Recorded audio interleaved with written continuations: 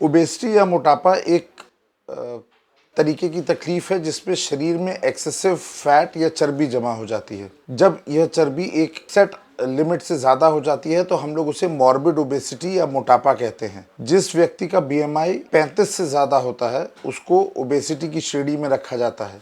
एक नॉर्मल व्यक्ति के लिए उसका बीएमआई 18.5 से लेकर के 25 के बीच में होना चाहिए।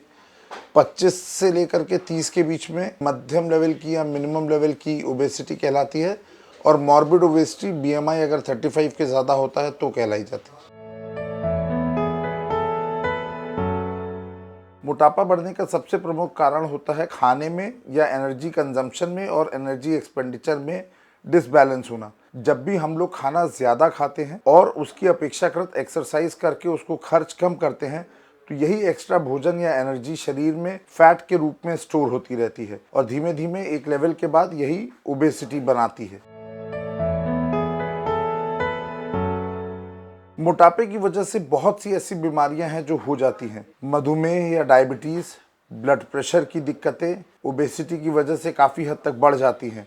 घुटनों में दर्द का होना, कमर में दर्द का होना, पैरों में सूजन आना, महिलाओं में माहवारी की परेशानियां होना, सांस में दिक्कत आना, खराटे होना, बहुत ज़्यादा स्वेटिंग होना, ये कुछ प्रमुख बीमारियां हैं जो मोटापे की वजह से हो सकती हैं।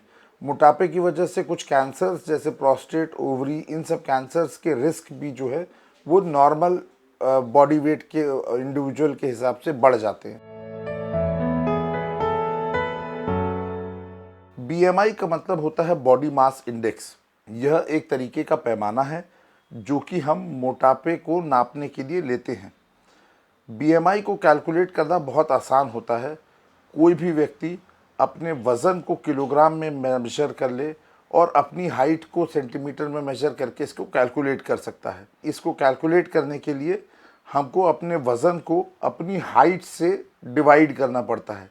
इसका फॉर्मूला जो हम लोग यूज़ करते हैं वो weight upon height in meter square होता है। जैसा कि मैंने पहले ही बताया, अगर बीएमआई 25 से 30 के बीच में है तो हम लोग पेशेंट्स को ओवरवेट कैटेगरी में रखते हैं। अगर पेशेंट का बीएमआई 30 से 35 की बीच में होता है तो वो ओबीस कैटेगरी में आते हैं। 35 से ज़्यादा बीएमआई वाले व्यक्तियों को मॉर्बिड ओबीस कहा जाता है। मॉर्बिड ओबीस का मतलब होता है कि जब मोटापा एक बीमारी के रूप में इंसान के शरीर में आ चुका है।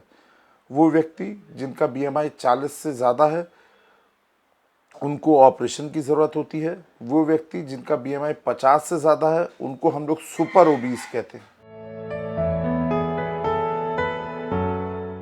मोटापा घटाने के सिर्फ दो ही उपाय हैं। एक कि हम लोग खाने पे कंट्रोल करें और एक्सरसाइज करें, और दूसरा एक तरीका उन व्यक्तियों के लिए है जिनका बीएमआई बहुत ज़्यादा होता है, वो बेरियाट्रिक सर्जरी होता है। बेरियाट्रिक सर्जरी दूरबीन द्वारा किए जाने वाली एक पेट के ऊपर करने वाली सर्जरी है जिसमें आमाशय या पेट के साइज़ को काट के छोटा कर दिया जाता है। यह 3-4 प्रकार की सर्जरियाँ होती हैं। सबसे कॉमनली जो सर्जरी करी जाती है उसे स्लीव गैस्ट्रेक्टमी कहते हैं। स्लीव गैस्ट्रेक्टमी में हम लोग पेट को काट के छोटा कर देते हैं। जैसे ये पेट का पूरा साइज़ है तो हम लोग इसमें पेट को इस तरीके से काट करके छोटा सा एक ट्यूब के रूप में कर देते हैं, जिससे कि जो एक्स्ट्रा पेट हमारा होता है वो हट जाता है। जब ये एक्स्ट्रा पेट हट जाता है तो उसकी वजह से मनुष्य का खाना अपने आप थोड़ा कम हो जाता है। दूसरे प्रकार की जो बेरियाट्रिक सर्जरीज होती है उन्हें रू-एन-वाई गैस्ट्रिक बाईपास या मिनी गैस्ट्रिक बाईपास भी कहा जाता है। ये उस प्रकार की सर्जरी है जो उन व्यक्तियों के लिए ज़्यादा यूज़फुल होती हैं जिनके शरीर में बहुत ज़्यादा चर्बी है या जिनका बीएमआई 50 के ऊपर होता है और जिनको बहुत लंबे समय से डायबिटीज़ या इस तरीके की कोई प्रॉब्लम रहती है, मेटाबॉलिक प्रॉब्लम रहती है, जिससे कि इन सर्जरी से ज़्यादा बेटर मिलता है। मिनी गैस्ट्रिक बाईपास या रू-एन-वाई गैस्ट्रिक बाईपास में आमाशय को तो काट के छोटा करा ही जाता है, साथ में आंत के कुछ हिस्से को बाईपास भी कर देते हैं, जिससे खाना थोड़ा कम एब्जॉर्ब होता है और इसी वजह से धीमे धीमे करके मरीज़ का वज़न अपने आप कम होने लगता है। बेरियाट्रिक सर्जरी की आवश्यकता हर उस व्यक्ति के लिए होती है जिसका बीएमआई या तो 35 से ज़्यादा है और उसको साथ में मोटापे की वजह से होने वाली कोई भी बीमारी है, जैसे डायबिटीज़, ब्लड प्रेशर, सांस की दिक्कत जिसे ओएसए कहा जाता है, घुटनों में दर्द, कमर में दर्द, महीने की असामान्यता या इवन बांझपन, इन सब दिक्कतों का कारण अगर मोटापा है तो 35 बीएमआई के बाद भी हम लोग ओबेसिटी की सर्जरी या बेरियाट्रिक सर्जरी कर सकते हैं। लेकिन वो व्यक्ति जिन्हें कोई भी तकलीफ नहीं है और अगर उनका बीएमआई 40 से ज़्यादा है तो भी उन व्यक्तियों को सर्जरी करा लेनी चाहिए। इसका प्रमुख कारण ये है कि बहुत से स्टडीज़ में जो इंटरनेशनली करी गई हैं उसमें ऐसा पाया है कि जिस व्यक्ति का बीएमआई 40 से ज़्यादा होता है उस व्यक्ति में एक नॉर्मल वज़न के व्यक्ति की तुलना में 250 गुना से ज़्यादा रिस्क डेथ का होता है। यह रिस्क सबसे ज़्यादा कॉमनली होता है किसी भी ऐसी प्रॉब्लम की वजह से जो उसके वज़न से जुड़ी हो। जैसे अगर इतना मोटा व्यक्ति कभी बेहोश हो जाता है या गिर जाता है तो ऐसे व्यक्ति को उठा के अस्पताल तक ले जाना एक अपने में बहुत बड़ी प्रॉब्लम है।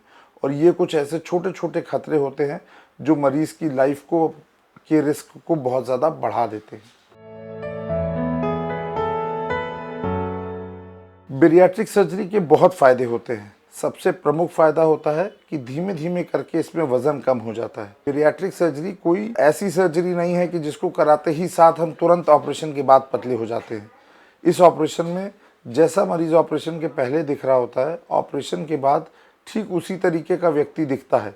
लेकिन खाना कम खाने की वजह से और जो शरीर में अंगों में या आंतों में चेंज होता है उसकी वजह से उसका वज़न धीमे धीमे करके कम होने लगता है। पहले माह में व्यक्ति का वज़न करीब करीब 10 से 12 किलो तक कम हो जाता है और इसी तरह प्रत्येक माह से करते हुए लगभग पहले साल में मरीज़ अपने एक्सेस बॉडी वेट का 80% तक वेट लॉस कर सकता है। दूसरा सबसे बड़ा फ़ायदा बेरियाट्रिक सर्जरी का उन लोगों के लिए है जिनको साथ में इसके बेरियाट्रिक सर्जरी की वजह से होने वाली अन्य दिक्कतें हैं, जैसे डायबिटीज़, ब्लड प्रेशर वगैरह। बहुत सी स्टडीज़ में और बहुत से पेशेंट्स को देख करके ये पूरी तरीके से स्थापित हो चुका है कि डायबिटीज़ इन मरीज़ों में 98% ऑफ द टाइम्स सर्जरी के बाद ख़त्म हो जाती है। जो मरीज़ पहले इंसुलिन ले रहे होते हैं या डायबिटीज़ के लिए बहुत सारी दवाइयाँ लेते हैं, उनमें से 98% तक लोगों की या तो दवाइयाँ बिल्कुल बंद हो जाती हैं या उनकी दवाइयों में बहुत ही ज़्यादा कमी हो जाती है। इसी प्रकार ब्लड प्रेशर की दिक्कतें, सांस की दिक्कतें, खर्राटे की दिक्कतें जो मरीज़ के आती हैं, वज़न की वजह से जो घुटनों में, कमर में दर्द हो रहा होता है, पैरों में सूजन आ रही होती है, वो सब बहुत कम हो जाता है। जिन महिलाओं में मोटापे की वजह से माहवारी की दिक्कतें होती हैं या वो कंसीव नहीं कर पा रही होती हैं, उन लोगों में भी इसके बाद माँ बनने की क्षमता बढ़ जाती है। महीनों में जो असमताएँ होती हैं वो सब ठीक होने लगती हैं। देखिए, कोई भी ऐसी सर्जरी नहीं होती है जो बिना किसी खतरे के बनी हो। एक छोटा सा इंजेक्शन भी अगर हम लगवाते हैं, ठीक से लग जाए तो कोई दिक्कत नहीं, लेकिन अगर गलत तरीके से लग जाए या मरीज़ को रिएक्ट कर जाए तो उस जगह पे फोड़ा बना देता है। ठीक उसी प्रकार बेरियाट्रिक सर्जरी के भी कुछ अपने नुकसान होते हैं, जैसे ब्लीडिंग का होना। जिन डिवाइसेस को हम लोग यूज़ करके अंदर ऑपरेट करते हैं उसकी वजह से अंदर आंतों में जो टाँके लगते हैं उन टाँकों का खुल जाना या मरीज़ का पूरी तरीके से रिकवरी में थोड़ा सा दिक्कत होना। अगर मरीज़ बहुत मोटा है और उसको सांस वगैरह की काफ़ी दिक्कतें हैं तो ऐसे लोगों को ऑपरेशन के बाद हल्की फुल्की सांस की दिक्कत हो सकती है। इन नॉर्मल रूटीन प्रॉब्लम्स के अलावा ऐसा कोई बहुत विशेष नहीं है और अगर बेरियाट्रिक सर्जरी को किसी अच्छे सेंटर पे अच्छे डॉक्टर की देख-रेख में करा जाए तो इसका रिस्क लगभग उतना ही होता है जितना कि एक गॉल ब्लैडर के मरीज़ के ऑपरेशन में होता है। बेरियाट्रिक सर्जरी के लिए लगभग 3 साढ़े 3 लाख रुपए तक खर्च होते हैं। यह खर्चा हॉस्पिटल टू हॉस्पिटल वैरी करता है क्योंकि कई बार सरकारी अस्पतालों में जहाँ पे और सुविधाएं हैं या जहाँ पे सरकार बहुत से औज़ार फ्री में प्रोवाइड करती है उस जगह इनकी कॉस्ट थोड़ी सी कम आती है। बट किसी भी स्टैंडर्ड प्राइवेट हॉस्पिटल में जहाँ पे इसको करा जाए वहाँ पे इसका लगभग खर्च 3.5 लाख रुपए तक, 3 से 3.5 लाख रुपए तक का आता है। सुनने में यह खर्च एकदम से बहुत ज़्यादा लगता है और बहुत से मेरे पेशेंट्स मेरे से इस बात का सवाल करते हैं कि डॉक्टर साहब इतने पैसों में तो हम 2 साल 3 साल तक जिम जा सकते हैं, 1-2 पर्सनल ट्रेनर भी रख सकते हैं, तब भी हम इतना पैसा नहीं खर्च कर पाएंगे। लेकिन यह एक उस तरीके के इन्वेस्टमेंट की तरह है जिसको करने के बाद आप धीमे धीमे इम्प्रूवमेंट की तरफ चले जाते हैं। मैं अपने हर मरीज से यही कहता हूँ कि अगर इतना एक्सरसाइज और करने का आप में दम होता या आप उसको इतनी लगन से फॉलो कर रहे होते तो शायद वो इतने मोटे नहीं होते। जो भी मरीज़ बैरिएट्रिक सर्जरी के बारे में सोचता है वो वह है जो अपने बाकी सब तरीक़ों से वज़न कम करने की क्षमता दूर कर चुका है। यही वज़न, यही खर्चा हम जो लोग ऑपरेशन नहीं कराते हैं वो इसी खर्चे को थोड़े थोड़े पैसों के रूप में बहुत सी दवाइयों और बीमारियों में इस्तेमाल करते रहते हैं। जैसे डायबिटीज़ के लिए दवाइयाँ, ब्लड प्रेशर के लिए दवाइयाँ, अगर घुटना ख़राब हो गया है तो उसके लिए प्रत्यारोपण जो करना पड़ता है उसके लिए खर्चे हैं। ये सारे खर्चे अगर हम धीमे धीमे करके देखें तो लगभग उससे ज़्यादा हो जाते हैं जितना खर्चा एक बैरिएट्रिक सर्जरी में होता है। एक बहुत ही मिथ्या जो पूरे समाज में फैली हुई है वो ये है कि सर्जरी होने के बाद व्यक्ति को बिल्कुल खाना नहीं खा पाता है, कुछ भी नहीं कर सकता है, बहुत ज़्यादा कमज़ोर हो जाता है। इस तरीके की कोई भी चीज़ नहीं होती है। हम लोग खाना अपने पेट के हिसाब से खाते हैं। जब हमारा पेट भर जाता है तो हम खाना रोक देते हैं। जो नॉर्मल व्यक्ति होता है उसका हो सकता है ऑपरेशन से पहले 2 रोटी या 4 रोटी में पेट भरता हो, लेकिन ऑपरेशन के बाद उसका पेट आधी रोटी में भरने लगता है। जो ये पेट जब भर जाता है, जैसे हम लोग पहले खाना रोक देते थे उसी प्रकार से हम लोग अब भी खाना रोक देते हैं।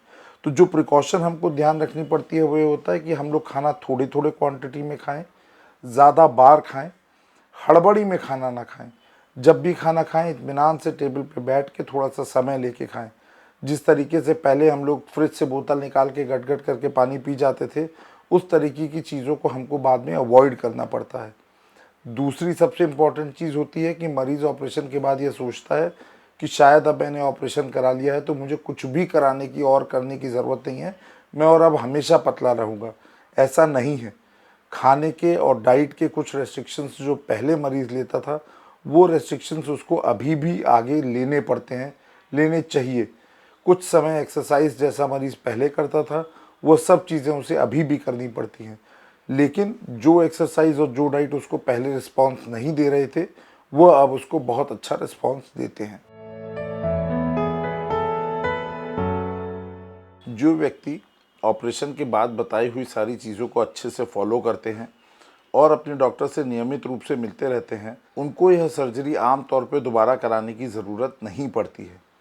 लेकिन कोई भी ऐसा व्यक्ति जिसका वज़न ऑपरेशन के बाद पुनः बढ़ने लगता है या जिसको किसी और बीमारी या किसी और तकलीफ़ की वजह से वज़न बढ़ जाता है, जैसे कई बार बहुत से पेशेंट्स प्रेगनेंसी के बाद रीगेन कर लेते हैं वेट, ऐसे व्यक्ति दोबारा या तिबारा भी अपना ऑपरेशन करा सकते हैं। पुनः दोबारा या तिबारा ऑपरेशन कराना अपने में थोड़ी दिक्कत की बात रहती है।